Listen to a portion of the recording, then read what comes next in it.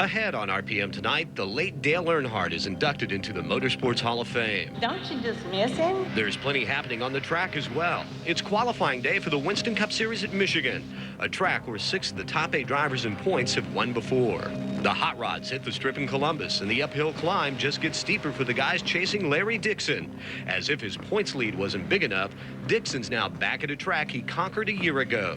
And the kart series is at Portland. If last week's race at Laguna is any indicator, Cristiano D'Amata has him covered on the road courses. But you never know what the weather will do at this event. Rain just might make it anyone's race. Never a dry show. RPM Tonight is next. Going green, let's start by. Going green, let's start by. Bring them down.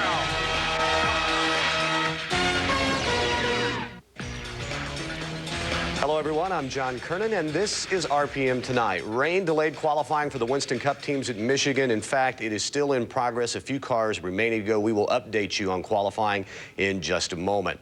The Infinity division of Nissan North America announced Friday that it will not provide engines to the Indy Racing League at the end of this season. Instead, the manufacturer has decided to concentrate its 2003 Indy Racing League program on the new Infinity Pro Series. Infinity says it has benefited from its IRL experience and is proud to have been a factor in the growth of the Indy Racing League. In other IRL-related notes, Team Green's request to delay its appeal of the Indy 500 finish has been denied by IRL President Tony George. Team owner Barry Green wanted more time to review television tapes that could be key to determining when the yellow light came on during the 199th lap. I think we'd like to have had more time based on the information we'd asked for, and it's also my understanding the decision is probably not going to be made just on the Monday of next week when the appeal happens. It may take the IRL and Tony George to, or the IMS, to come back with an answer over some period of time, so they can perhaps have a look to dig in as deep as we're digging into the information we've got. The closed-door hearing will be held on Monday, and Speedway spokesman Fred Nation says a decision is expected to take 2 to 3 weeks. Qualifying for Sunday's Winston Cup race in Michigan got underway Friday afternoon, but after 19 cars had made qualifying attempts, the rain started to fall. But less than an hour ago, they got the track dry and qualifying resumed. Still a couple of cars remaining to go, and currently Dale Jarrett is on the pole with a speed of 189.071 miles an hour. Michael Waltrip currently on the outside of the front row at 188.793. Dale Earnhardt Jr., third fastest, 188.744. Bill Elliott, fourth fastest, followed by Ward Burton, fifth, and rookie Ryan Newman, sixth at 188.575 miles an hour. Again, just a few cars remaining to go, and we will keep you updated on Winston Cup qualifying throughout the rest of RPM Tonight. Wednesday night, the late Dale Earnhardt was among 8 men who were inducted into the Motorsports Hall of Fame in Novi, Michigan. The ceremony was held at the State Theater in Detroit, and Earnhardt's widow, Teresa, was there to accept the horsepower statuette. We're here to honor a man's competitive spirit as much as we are here to honor accomplished individuals. I know that Dale's friends here tonight can attest that he was a competitor at everything he did, and he had an amazing ability to bring out that competitive spirit in those around him. They also know that Dale was a very inspirational person. He drew much of his own motivation from his predecessors and worked hard to raise the standards. We watched as he accomplished the seemingly impossible on numerous occasions. There will be generations of racers drawing their motivation from his legendary accomplishments. Here's a look at the 8 people who were inducted into the Motorsports Hall of Fame in Novi, Michigan. Indy 500 winner Gordon Johncock made it this year, as well as former drag racing star Eddie Hill. According to Ford Racing's website, CART is expected to announce Saturday at Portland that it is dumping its plans to go normally aspirated next year. Instead, the story says that CART has signed an agreement for Cosworth Racing to supply all competitors with Ford badged turbocharged engines next season. We'll talk more about that in a moment with Robin Miller. But first, let's check out Friday's first round qualifying results. And Cristiano D'Amata still demand, picked up right where he left off last Sunday by turning the fastest lap in Friday's qualifying session. D'Amata turned a lap of 119.974 miles an hour to edge out Kenny Breck. Rookie Townsend Bell, a good run, 5th on the provisional grid after a lap of 119. 0.281 miles an hour.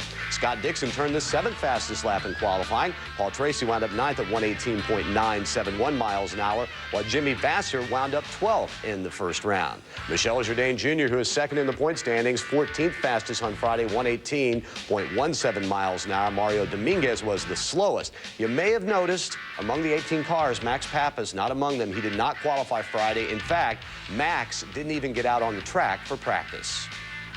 We knew that we were struggling, and we knew that we were in a difficult situation, but I kept fighting for my success, and I think that we proved with being 6th in the championship with 2 podium finishes.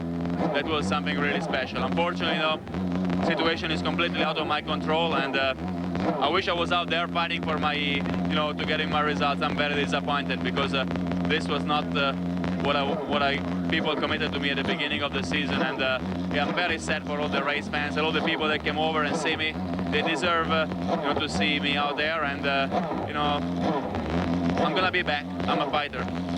Robin Miller is out in Portland. In fact, he just signed there interviewing Max. He joins us now from the track. Robin, is Sigma permanently on the sidelines now?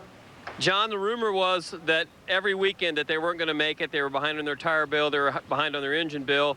And we thought they'd at least get through this weekend since Max was a defending champion. But I would say that it's pretty hopeless right now just because they don't have a sponsor. And Tom Waringa said our sponsorship fell through.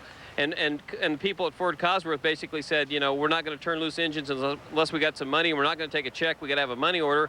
So Max is 6th in points, and unfortunately, there's nothing for him to do except watch right now. That's too bad. Speaking of Ford, it says that CART's going to make a big announcement Saturday that it's staying with the turbos next season, and the entire field will be powered by Cosworth. What's that mean for the series? Well, I don't know. That's pretty much what you and I talked about Wednesday night. It just means that they're going to finally maybe have a partner in Ford that can be their marketing partner. Obviously, they weren't going to get much out of MG. They don't even sell cars in the United States. So while CART's reversing fields again, it's not the owners making the decision. It's basically the big stockholders and the shareholders in the company that said, we're going to go with turbocharged engines. It's going to be cheaper. We're going to try and keep more teams and maybe try and get some teams into the series out of Toyota Atlantic possibly. And in qualifying, Cristiano D'Amata is on the provisional pole. Has he made it over to you yet, Robin? Yeah, it's tough to see him because he's not real tall, but he sits pretty tall in the seat. Kid, talk us through the fact this thing was so close between you and Brack, back and forth, and then you finally got it on a lap where you were dirt tracking all the way through the last corner. Well, I'm of course very, very happy with the car. It's been very close with me and Brack, and of course Christian too. Between us three, even in the morning practice, it was very close. We just reverted the others a little bit. I prefer the way it is right now. This track is it's a very difficult track because you have to, in a qualifying lap, you have to have two positions inside the car. In the first half of the track, you have to be ballet almost. You have to be very smooth, very, very gentle with the car. And in the second half of the track, in the fast chicane on the last turn, you just have to be as aggressive as you can. So that's very difficult to turn your mindset from inside the car halfway through the lap. And I'm happy the car is running as well as it's doing right now. We've had a good qualifying here last year too. So it's important right now that I picked up a championship point, and more important than that, maybe that I guaranteed a position on the front row. So that's going to make me sleep a little better tonight. Cristiano, you guys have been on such a roll on road cars and stuff. Was it something you found in testing over the winter, or just something recently? These cars are so hooked up. No, since beginning of the season, like I was just reminding somebody else asked me the question this morning, and I was remembering the beginning of the testing. First day we went to Sebring. We tested a lot of things, and the car, we made like huge progress in our very first day of testing of the year. Then the second day, same chunk of progress. Then we went to spring training again. And it's not every time that you go to a racetrack to test that you find big things. And we had probably 4 very good days in the road courses on the off season this year. So I give that all the credit. And of course, I have a new engineer in this year and he brought a lot of things, new ideas to the Newman Haas team, because before, one of the difficult things, even our engineers admit, is that all the engineers in Newman Haas, they all learned everything with the same professor, which is Peter Gibbons, that is still the technical director of the team, and it's of course a great engineer. But Rocky stepped in and he brought a bunch of different new ideas, and it really raised our game on the road courses. All right, John, there's your pole sitter, Cristiano D'Amato. He's a provisional pole sitter. He earns a point. The track's going to get faster tomorrow, but I'm sure he will too. Back to you guys. All right, thank you, Robin. We're looking forward to that, and I'll talk to you on the radio show a little bit later. All righty. Well, the grid is set for this weekend's 24 Hours of Le Mans. As expected, the Audi Sport Team is set to shine in the LMP 900 classes. Dakar of Capello, Herbert, and Pescatori won the pole position at just under 3.5 minutes. In the LMP 675 class, the MG Lola, Blundell, Bailey, and McGarity took top qualifying honors. Coming up on RPM tonight, ARCA Remax Series point leader Frank Kimmel pours on the speed of Michigan, but was it enough for the pole? And when we come back, the Larry Dixon Championship watch moves to Columbus.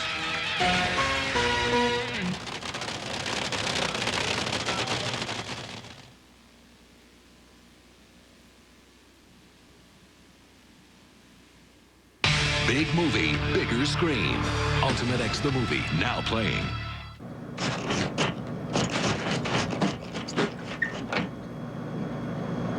At 7-Eleven, we have over 300 drinks, and they're all really cold. Now get 2 bottles of Gatorade for $3. Feel that, do you? How's that feel? You're kind of creating the banana. And the crane. That's a good-looking shot. Dockers Khakis and ESPN present Put 'em On, Tee It Off. You and 3 buddies can win a trip to ESPN's golf school with lessons from a pro. Purchase $50 or more of Dockers clothing in-store and receive a free sleeve of balls. Be sure to visit the Dockers Pants department at these fine stores. Now the time has come. It's summer. Time to buy a Honda. Because right now you can ride off with any new Honda for $29 a month for the first 6 months. That's any Honda, $29 a month, just in time for summer. Plus, you can get up to $600 in bonus bucks on select models. Imagine any Honda for $29 a month. Now the time has come. See why this summer is red hot at your Honda dealer before time runs out.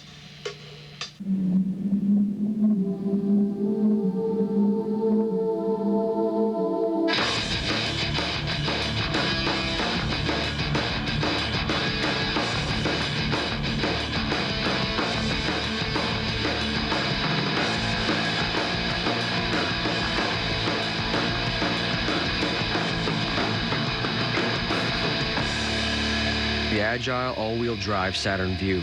At home in almost any environment.